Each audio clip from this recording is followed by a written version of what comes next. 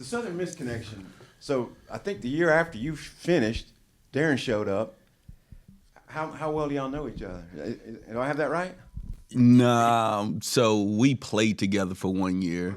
So my true freshman year was his senior year in relationship-wise. So as a true freshman, you're trying to figure it out, right? He was a 4-year starter, right? His senior year. So when you're trying to figure out things, you gravitate to people that you see the building respect, and in those meetings, he knew what he was talking about. It's like, hey, I'm about to hang out with this dude. So I'm a freshman. He taught me the whole defense as a true freshman in college, and from there on, we just kept our relationship going. Your thoughts about the young guy coming in the room and his rise in football ranks? What do you think? Yeah, I thought he was absolutely coming in. You can tell, like, he was hungry, eager to learn. He did surround himself around, around the older guys, which was smart. Being a younger guy, want to play early and things like that. So it was good. You can tell he was a smart young man, from the beginning anyway. And that's why he ended up being a 4-year starter himself as well. Yeah. So what's the relationship like between you guys and Wilford, right? Doing all the defensive backfield. How does that all work out? So initially, I think when you talk about the secondary, I believe it has to be one. Like, you know what I mean? Because the biggest thing from secondary standpoint is you don't want to have DBs going palms up. Typically, palms up equals busted coverages. So as a secondary, we're one, all right? And initially, we meet together from an install standpoint, make sure we get everything, be on the same page, in the same book. And then from there, they have certain things that safeties need to hear, and Coach Wilford would meet with the safeties, and they think there's certain things that corners need to hear. Like, it doesn't make sense for the safety to listen to Coach Hicks talk about press, and they may be impressed maybe 2% of the time. I was just wondering, with basically an entirely new secondary, Miguel's back, but he came out of the portal too, I guess. But I was wondering what it was like putting that group together, working with Geiska on it, and also that dead period right in the middle. It looked like you guys needed some safeties, and then there was that big break. What was that like, just for both of you? Yeah, it was very unique. It was interesting time. It was a challenge for us, which was good. We enjoy those. But just going through watching the film, with the player personnel and watching the film from the coaching staff as well. Like, I thought we did a great job of evaluating the guys. First off, and once they got in the portal, just getting in contact with them and making sure they understood our vision. And educating them on the type of system we were, our defense, and how fun it'll be to play in the secondary, and how successful that they can be. So it was a great fun time. So it was good. And when you talk about evaluation, I think it's really important in a portal, in a short stint, that you're trying to figure out, just not athletically, right? You're trying to figure out how their mental makeup is. Do they fit who we are as a program, and do they fit what Coach Silverfield's vision is, right? So a lot of these guys, it's like former relationships, whether it's Christian Harrison that played for Coach at Cincinnati, whether it was Coach Hicks at Cincinnati, whether it was Ian Williams that played for Coach at Memphis, whether it's Carter Stoutmeyer, who initially coming out of high school, I was recruiting him, right? And the same with Braden Lee, right? He was initially the first in the past. I was recruiting him here. So it's prior relationships that you already have. You take those relationships and you cultivate them, and they respect you from the past, even though they may have not picked you the first time, right? But when they get back in the portal, you have that opportunity, and it's some familiarity there. I want to ask you a little bit about Christian Harrison, what kind of player he is, and why you felt he'd be a good fit at Arkansas, and what all roles he could potentially play. But also wanted to ask about Khmori House and the decision to work him at the star position. Yeah, Christian. Even when Christian was in high school, like, Christian played corner in high school. At his first college stop, he played nickel.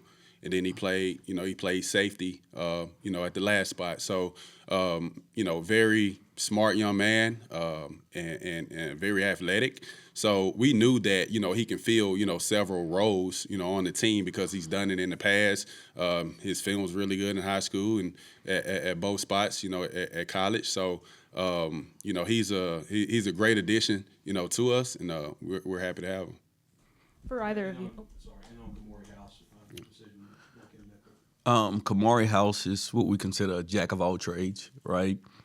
Extremely active on the football field. Great blitzer. He was playing back last year, but when you watch him cover in man-to-man situations, you would never knew that he played backer. He's a really, really good football player, smart, instinctive. The best way I could describe him is active. You know what I mean? You could see it on film at the last place he was at, and when he blitzed, how instinctive and natural he was at using his hands, defeating blocks, whether the ball in phase, out of phase, what tool he would use. He has it. For either of you, Coach Silverfield has talked about how when you're deciding who's going to go out with the ones, the twos, whatever, some of that's early based on experience level. Like, you're not going to put a true freshman out there with the ones necessarily. When you have a group like the secondary where pretty much everybody's new, a lot of them have experience at previous schools, and they're coming in with a decent amount of snaps. How do you decide who is going to go out there with the ones and twos, and how are you continuing to evaluate that? I don't know if there's a ones and twos. You know what I mean? Like, just saying, you kind of said it just now, but I don't think it's, hey, we have starters. Or it's not that. We have prior experience with them through that film. You know what I mean? But I don't know if you say, oh, this guy's a one. So you just mix and match, and you try to figure out who's the 5 best guys. And those 5 best guys, that's who you put on the field, right?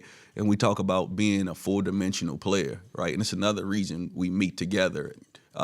Beginning the meetings, because you want guys to be able to play. There's no such thing as, oh, I just play corner or I just play weak safety. No, the weak safety has to know what the free and the star is doing.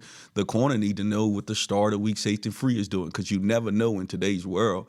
In college football, it's more comparable to the NFL now more than ever because of the roster sizes, right? I know it's similar because, hey, when you look at depth around the country, everybody's like, you talk to anybody, like, all depth. Like, it's everywhere in the country. You know what I mean? Because of the portal, the 2 that was at such and such university, he's like, oh, I can't beat such and such out. I'm going to go to another school. So now I think there's a big separation between the 2 and the 3, essentially, right? So now, to get the best 5 guys on the field, you got to make sure you have a lot of guys that has position flexibility, so you can say, hey, you don't help yourself from a value standpoint, right, when you're just a one-position guy. You were obviously here before. What did you think when the opportunity to come back to Arkansas came to you, and what made you decide to come back? Obviously, with it, the prior relationship with Coach Roberts, right, and the respect that Coach has in this profession. I'll be honest, he's probably one of the brightest minds. And you can look at, people talk about player development. You can look at all of the coaches that he's developed, right? And when you look at, you got a head coach that in the SEC, a head coach in the SEC that he developed as a coach. You have 2 guys that's in the NFL now that's future coordinators in the NFL that had opportunities to be coordinators in the NFL this year, right? And obviously the vision of what Coach Silverfield had, right, and how he is seen amongst the profession and how he's one of the most winningest coaches over the last 5 years in the country. You want to be a part of that, right? And obviously the city, Northwest Arkansas in general, was a no-brainer. I asked my wife, and wife like, yeah, I'm ready to go back. It's all good. You know what I mean? Deron, if my timelines are correct, I think you were at Florida when Miguel Mitchell was a freshman. I'm curious what you saw of him then and how he's maybe evolved, since then. It's been, a little bit of time since then. Yeah, Miguel played as a true freshman. He was in the packages at Florida when I was there with him. And then, which a young player, Green, just kind of running around, know your job, right? He was a one-position player at that time. Now, excuse me, you could take Miguel and you can put him in at all three positions at safety, right? He could play weak safety, he could play star, he could play free, right? So the growth of Miguel has been a lot, but you could always see that he was extremely intelligent, right? Through conversation, the questions he asked, like, hey, this dude, he's gonna be all right? But he was probably 205 at the time. He's probably like 215, 220 now. It's another thing that's changed. But yeah. What was it like getting him to come back? Because he had entered the portal and everything, but he decided to come back. Just what was it like how did you convince him to come back, and what was that process like? System familiarity. That was one of the main things. Like, the defense already. You played in as a freshman and as a sophomore. You had a pretty good freshman year. Being coached by Coach Wilford again. And don't have to relearn, right? When you have 1 year and you getting into the portal, it's like, bro, you have the ability. I already know that, like, he know all of the checks. Like, he's so far ahead of everyone else because he's been in the system. And that's one of the reasons you want him to come back. So it's like, hey, you could help us teach the rest of the room, right? Because you have a lot of familiarity in the system. Deron, you were here obviously with under Sam Pittman. You're here now. I'm curious, any differences in just kind of how spring practice has been run that's different now than it was back then? I have a ton of respect for Coach Pittman. He gave me an opportunity to come in. I love Coach Pittman, right? Still have a relationship with him to this day. It's different, right? And for me, over the last 5 years until this year, I've worked with guys that's been under, you would say, the Saban tree, right? Whether it was Coach Pittman, who came from under Kirby Smart, whether it was Billy Napier, who came from under Nick Saban, right? So it is different in that standard. I mean, it's philosophy based. I don't know if you would say like one is. They're both successful, right? Coach Silverfield was under Mike Novell at Florida State, you know what I mean? So that's the biggest difference of how things are ran from a structure standpoint, which I think both are good. You kind of seen Miguel Mitchell as a freshman. Is there any freshmen that you've seen since you've been here recently that are maybe sticking out to you? Yes, I would say all of them they're young. They're still trying to learn. Whether it's I'll talk about some of the safety with Tay Lockett, right? Fan favorite. He's extremely intelligent. He flies around, asks smart questions. He's one that stands out. Next, I would say, I'm looking at the notes. Williams, he's doing a good job. Got to get a lot better. Coach, take the corners, guys. You have. Yeah, I think B. Ford's doing a really good job of just continue to learn and put himself in a good position. Like, really smart young man. He's gonna be really skilled. And then we got Jalen Copeland's doing a really good job. Is just trying to learn.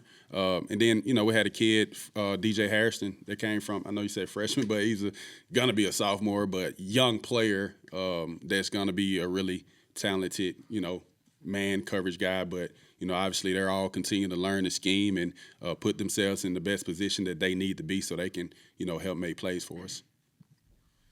Deron, did you your Arkansas gear when you left? Like, does that go into the bottom of the closet? Does it get thrown out? have you have it already? You bust it back out when you come back to Fayetteville? I busted back out.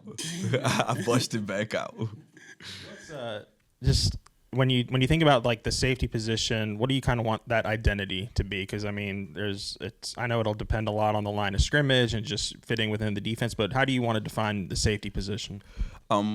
When we recruit here, talk about safeties, we try as best as possible to get as many corners that we can, because there is no difference between a corner and a safety outside of communication, right? The safeties do more communicating. When you talk about the ability to cover, if you can't cover at corner, you can't cover at safety, right? If you're talking about tackling, if you can't tackle, you can't play defense at all.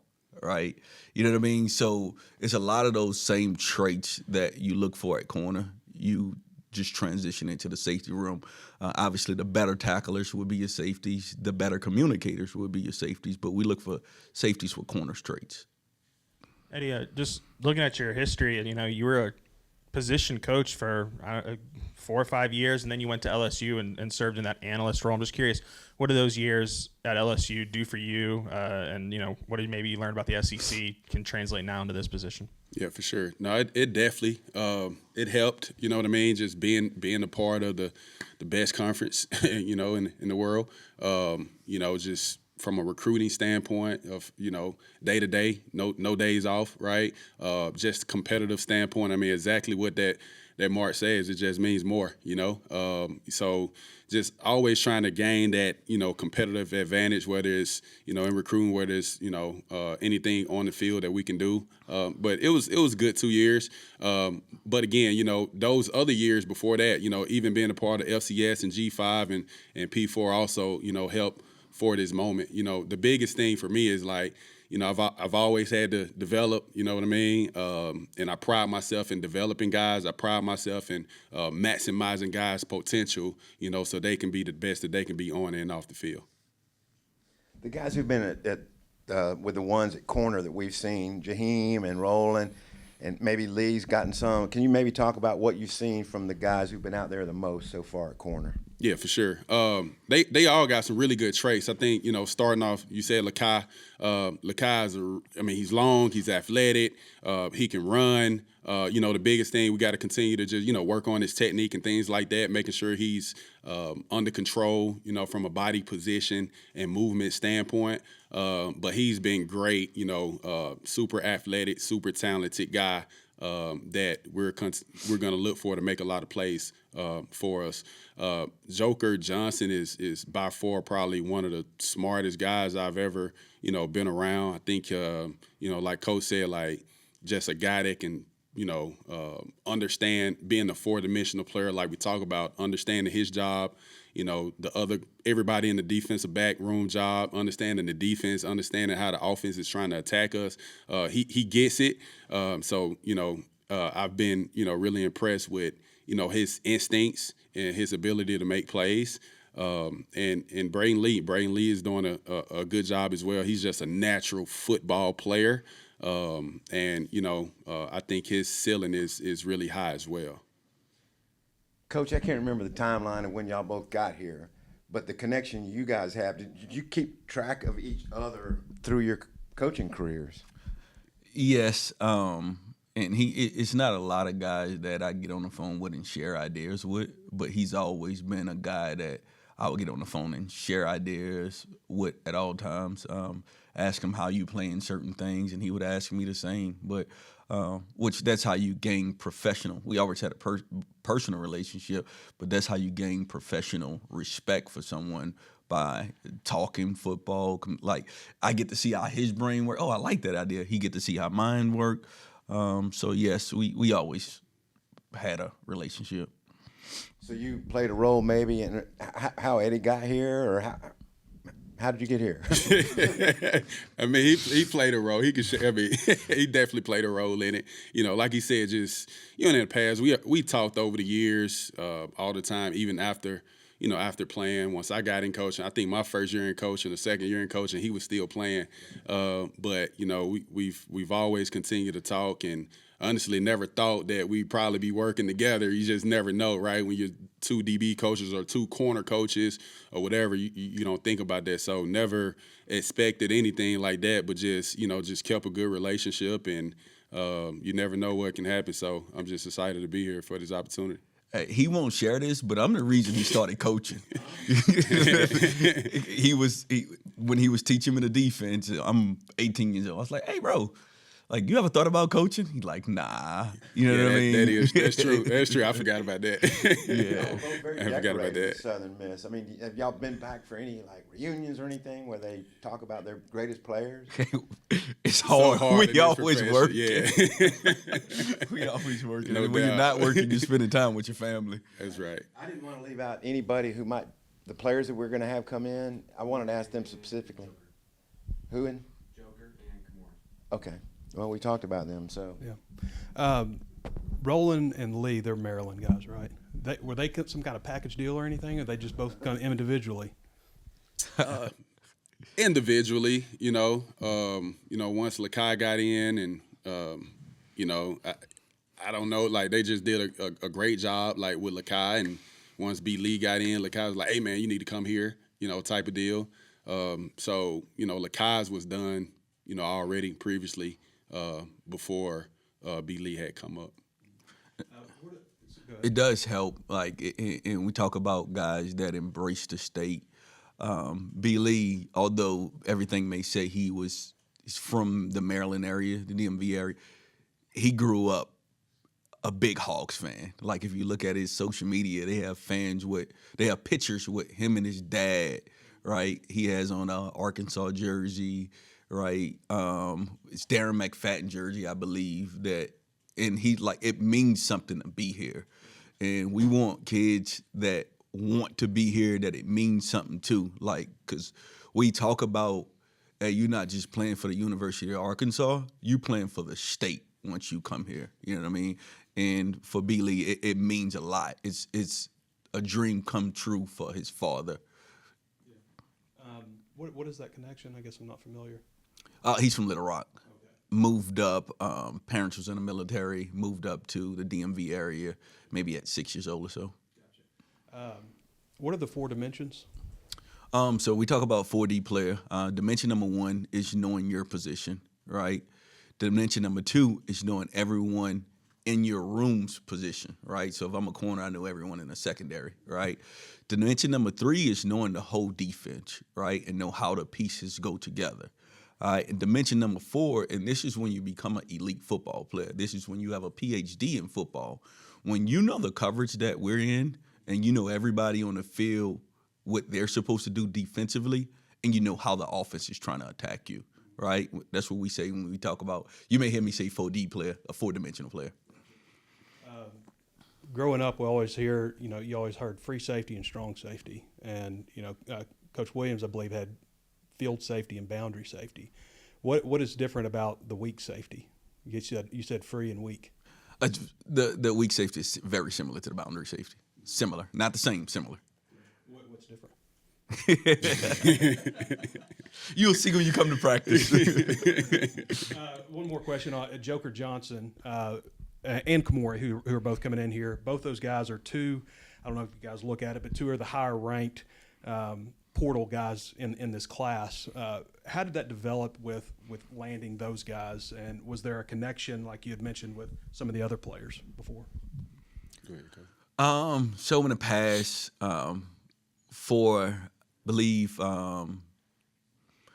Coach Roberts it's the prior relationship. He recruited them coming out of high school, Khmori House coming out of high school, and I guess he did a good job. Khmori had a whole bunch of respect for him coming out, decided to go to the first university he went to, then got back in the portal. The relationship is already there.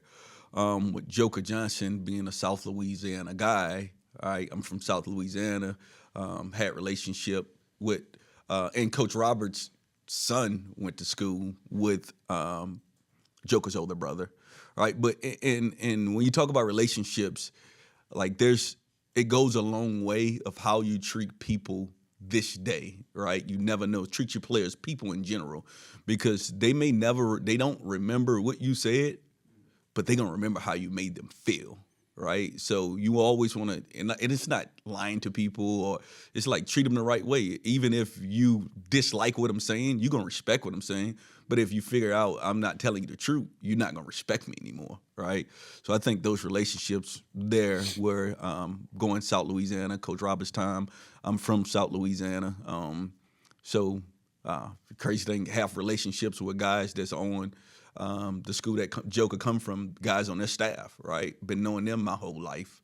So, and when they can speak on you, on your behalf, that helps, right? What's it about Coach Roberts that you want to be part of his tree? I mean, you're one of his guys, you know. What is it goes back to this. I'll say this: he's probably, if not the smartest, but one of the brightest minds I've ever been around, and how he see football, and more specifically, the way he teach. Right? They have things like, dang, coach, I'd never thought of it that way. Or I'll explain it that way now. You know what I mean? It was much more simpler. Like when you talk about the purest form of teaching, right? He is that. again, he's a former high school teacher. You know what I mean? So, but that's one of the main things. And he's a great person to work with. You know what I mean? Great person. Like, anything, if I have a question about something, he's quick to ask, right? Patient. But I enjoyed working with him this past year at the last place, right? And also had a relationship. I recruited his son to McNeese 6 years ago or so.